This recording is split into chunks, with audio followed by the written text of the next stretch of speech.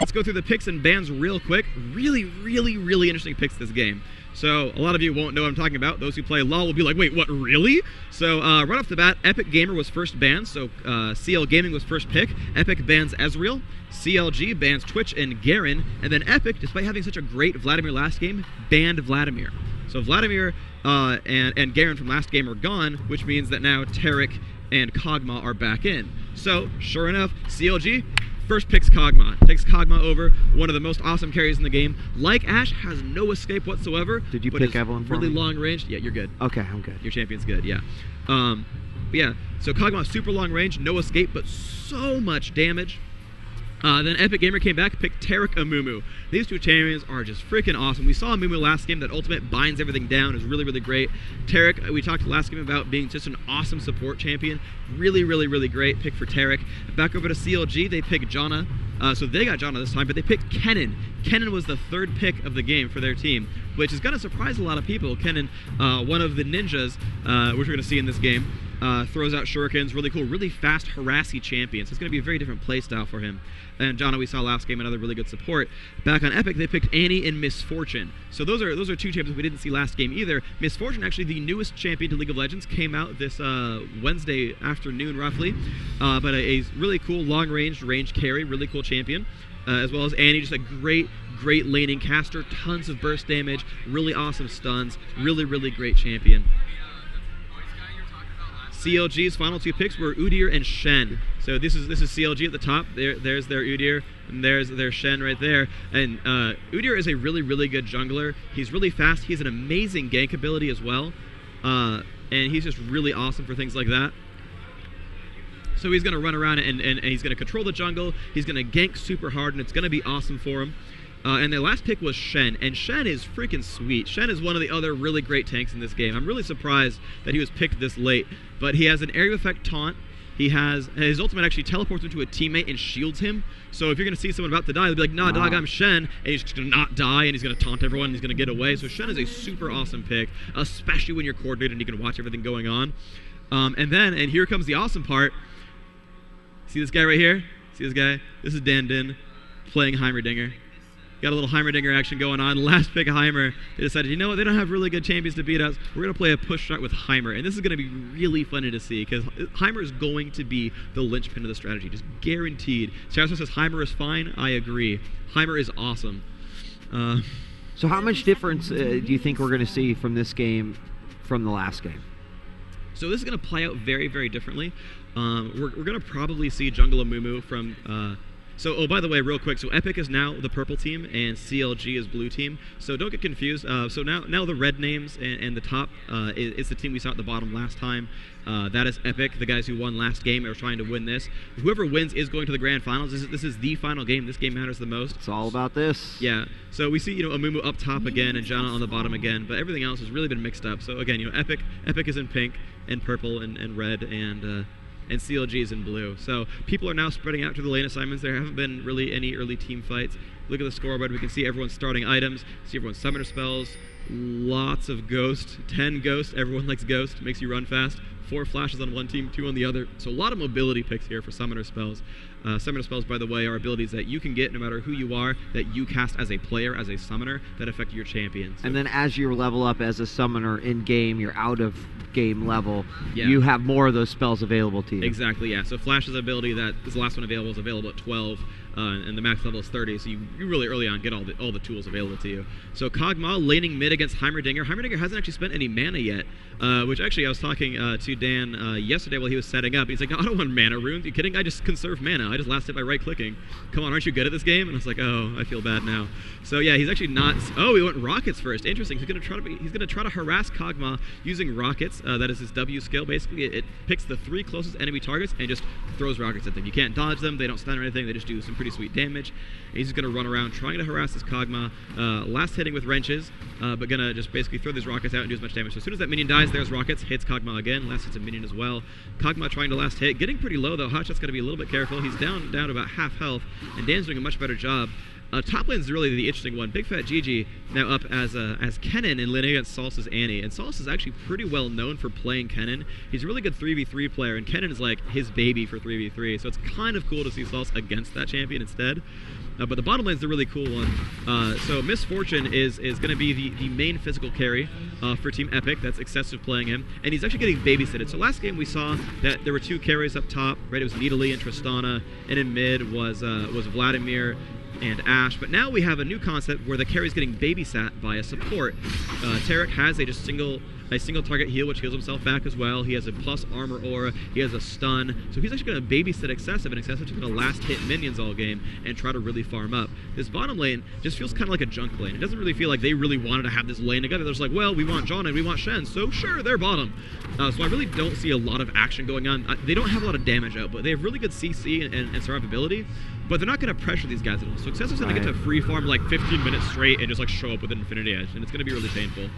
So that lane is not going to be probably very active. So we're going to probably watch Annie versus Ken is going to be probably the most active lane. Both players going to have a lot of mana at their disposal. Oh, Sauce misses that minion kill. That was a bad play by Annie. Basically, when Annie last hits something with Disintegrate with her Q spell, a single target nuke, if it kills it, it gives her the mana back. So she can just spam this forever. All she wants, as long as she last hits, infinite mana. And so she can prime a stun and just burst someone down, and then regenerate by last hitting minions again and getting all the way back up, and then rinsing and repeating. Kennen is a ninja, meaning he's energy based, which means he's really limited by cooldowns, not by his actual energy regeneration. You can see he's at full energy the entire time. He regens 10 energy per second, and his spells cost like 60, so it's really not a problem for him to last hit minions, or just to start spamming spells out there and harass. So both players level 5 up here. Kennen's missing a few of these last hits. He's missed 2 of these most recent champions, throwing out some shurikens, not quite getting that damage output. Gonna try to last hit something else. Okay, Annie has her stun ready. She might go in for some push. GG is staying towards the back. Ooh, he might be in range of Disintegrate. No, she's not gonna go for it. Gonna last hit some more minions. Kog'Maw in mid though has already chugged his healing potion. And Dan's doing quite well with his turret. He's actually only got 1 turret. He's playing a little bit of a different style here. He's not really spamming on turrets very hard. He's relying on his wrench auto attack. He doesn't have much mana regen either. He's getting about 2 per second, which is pretty normal for dropping it with a Doran's Ring and utility specs. We might actually not have mana regen on his seals. I'm not quite sure. If I were out of game, I could expect his rune book, but we'll probably see that come into play a little bit later. But yeah, Dan not really putting down turrets, really just staying at full mana constantly, which I really am surprised by. Normally you see them play very, very spammy and just push all the way down to the turret and get a lot of control. A little bit of damage going off now onto that Tarek, taking some damage, but again, he can self-heal, so he's pretty much in good shape. Excessive just spamming out, using double up her main Q spell, which bounces the shot to a second target. Trying to put a little bit of pressure on, but not really getting a lot of damage output. You can see that she's up to 22 last hits, which is actually quite low. Tarek has 12, so as a lane they have 35, but like you see Annie's at 38, you see Kennen up there at 35, so Excessive not last hitting very well, which is actually a little bit surprising to me that he really could just go and take some risks and just go for any minion ever and just not die because his teammate's Tarek.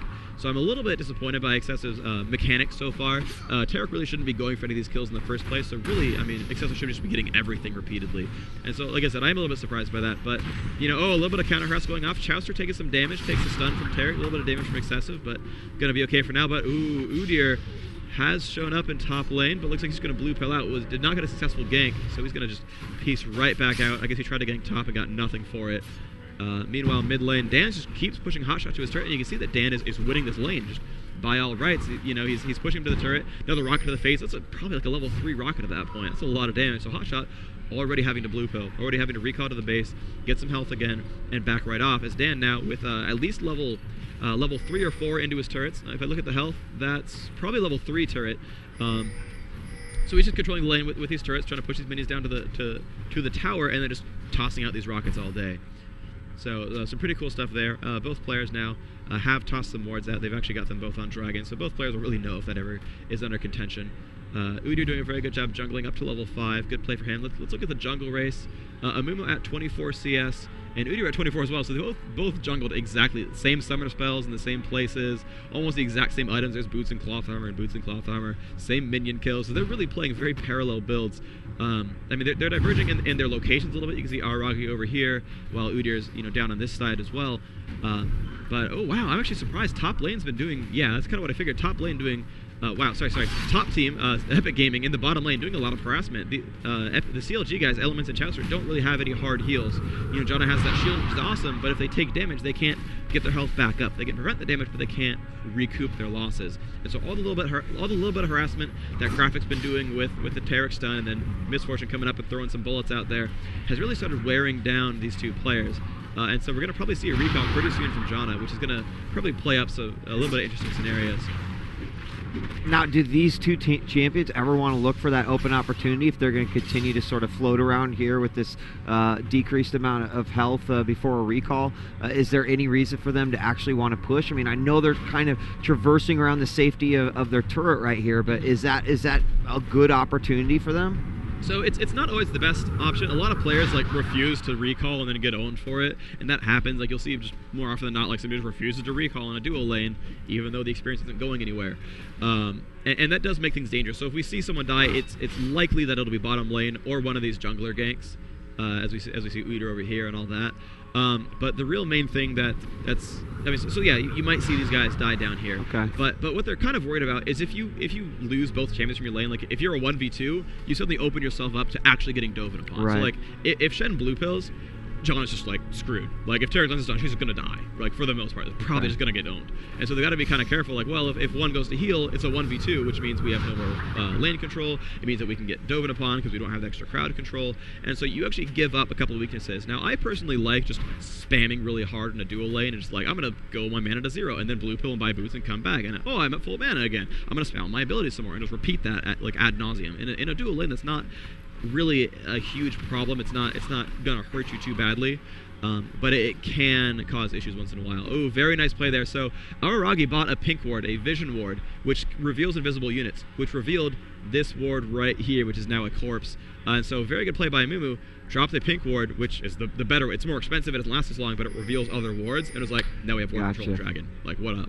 And that's really huge, because Mumu is one of those champions that can pretty much solo dragon super easy. And so now CLG is actually really concerned about this. You can see Udyr is actually going to have to go and sure enough, he has to run down and be, okay, he's not on it, good, okay, we're safe, cool.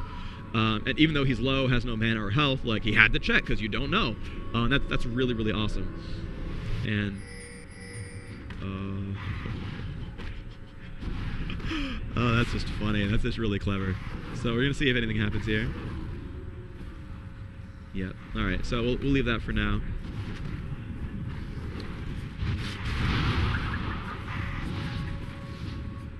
Alright, yeah, they forced Mumu to back off. Alright, good play there from CLG. They did know about all that. No clairvoyance for them, so they must have known some other way that like Mumu was going to come down and do some of that stuff. So good play by them, knowing what was up, knowing that Mumu was probably going to go for it. Yeah, there we go. Udyr dropping his pink ward of his own. They're just going to go back and forth with his ward control. You can see he's dropping that ward down real quick, dropping that. Yeah, so that has gone down. So now ward control is in CLG's hands. And the good thing about killing wards is they are worth 25 gold. So even though you spend 150 to get a pink ward, you at least got some of that back by just like killing the other one. So ward control back in CLG's hands, which is really good news for them. They have spent more on the wards probably because they've bought the green and the pink one, but they have control of it, so it's worth it, right? It's worth that extra 100 gold spent. So it's a very good play. Now Hotshot's high enough level that he can kind of spam down Din. His W skill is called Bio Arcane Barrage. And what that allows him to do is just take really long pot shots, just really throw free throws at the Heimerdinger to start picking him down.